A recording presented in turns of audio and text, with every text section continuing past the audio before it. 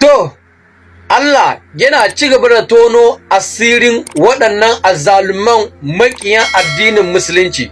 Wato wani babban ɗan jarida na ƙasar Isra'ila ya fito ya tona asirin hukumomin ƙasar Amerika da kuma na Isra'ila, inda yanzu a tsakaninsu babu jituwa game da waɗannan hare-haren da ƙasar Isra'ila ta kai biskai ga sansanonin man fetirin ƙasar Iran, inda hukumomin Amerika suka ce ba su yarda da wannan kudirin Isra'ila ba, saboda sun san cewa muddin ƙasar Isra'ila tana kai hare-hare biskai ga sansanonin man fetirin ƙasar Iran, to ita ma Iran za ta aikata kamar haka.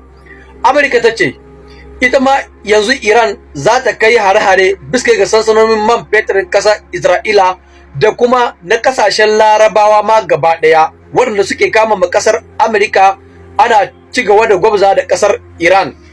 Saboda kun san cewa ƙasar Amerika tana ɗauko man fetur ne ga ƙasashen Larabawa kamar su Qatar, su Bahrain, su Kuwait, su Arabiya, Saudiya. Wato idan ƙasar Iran ita ma ta je ta rushe waɗannan gidajen man fetur, ina ne ƙasar Amerika za ta samu man fetur? Duk da cewa cikin ƙasar Amerika akwai man fetur amma kuma bai ishe su ba. Dalilin da yasa kuka ga cewa suna ta yaƙe-yaƙen ƙasashen Larabawa da suke da man fetur, suna zuwa suna swato man fetur ɗinsu. Yanzu idan ƙasar Iran ita ma ta kai hare-hare ta rushe waɗannan gidajen man fetur na ƙasar Isra'ila da kuma na ƙasashen Larabawa, kenan al'ummar ƙasar Amerika ma za ta shiga cikin wani kunci na rashin samun wadataccen man fetur wanda za su yi amfani da shi. Jama'a, Allah Ubangiji ya ɗaga addinin musulunci a sama. Sannan kuma mun samu labarin cewa fa yau innan ƙasar Iran ta kai manya-manyan hare-hare a cikin ƙasar Isra'ila, inda ta je ta tarwatsa gidajen man fetur in ƙasar Isra'ila gaba ɗaya. Aka ce ƙasar Iran ta tarwatsa su. Sauran na ƙasashen Larabawa kamar su Saudiya, su Kuwait, su Bahrain da su sauransu, su ma za ta rushe su. Allah ya ɗaga addinin musulunci a sama. Allah ya kama mu ƙasar Iran. Mu dai muna goyon bayan ƙasar Iran, insha Allah. Assalamu alaikum jama'a.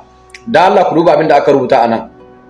Aka ce ƙasar Amerika da kuma ƙasar Isra'ila sun shirya tsaf domin kawo ƙarshen wannan yakin da suke ta gwabza da ƙasar Iran.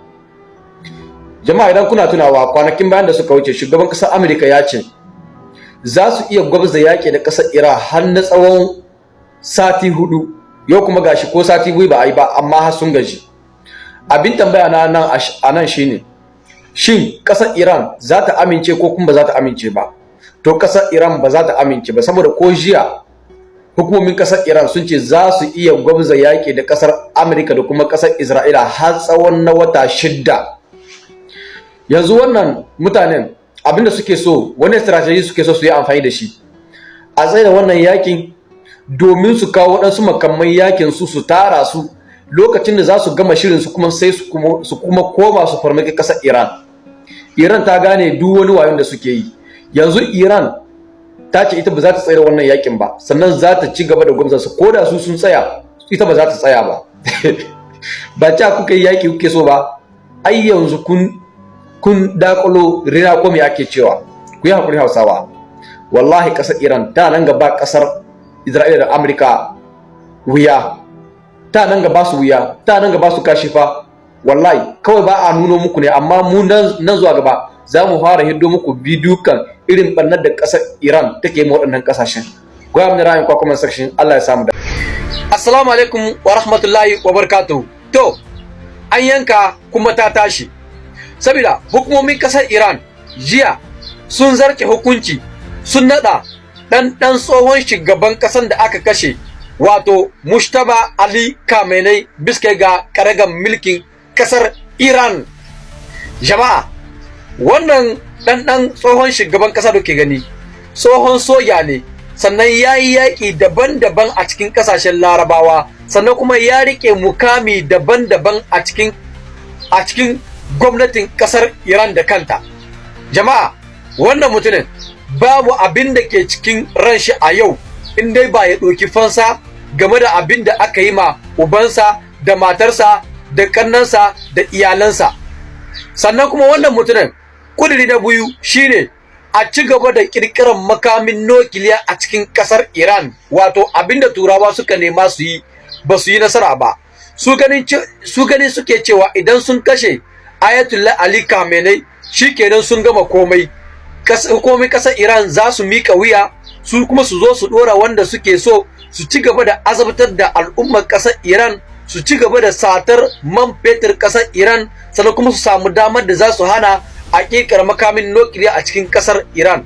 To hakan ya samu akasi, ya samu bambanci, sannan kuma tunanin bai zo ɗaya ba.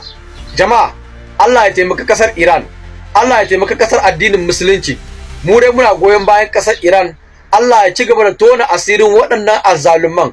Mu mun san cewa ƙarshen su ne ya zo kusa, ko kuma ce ƙarshen su ne ya zo. Insha Allah kuma addinin musulunci zai yi nasara kamar yadda ya yi nasara a can baya.